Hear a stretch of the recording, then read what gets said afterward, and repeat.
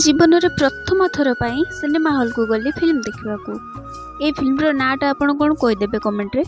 तापर मेढ़ देखापी बाहरी पड़लु कहीं मेन कामटा पर से दुर्गा पूजा स्वामी छुट्टी थिला बोली सी मत नहीं जाइए बालेश्वर मेढ़ देखापी।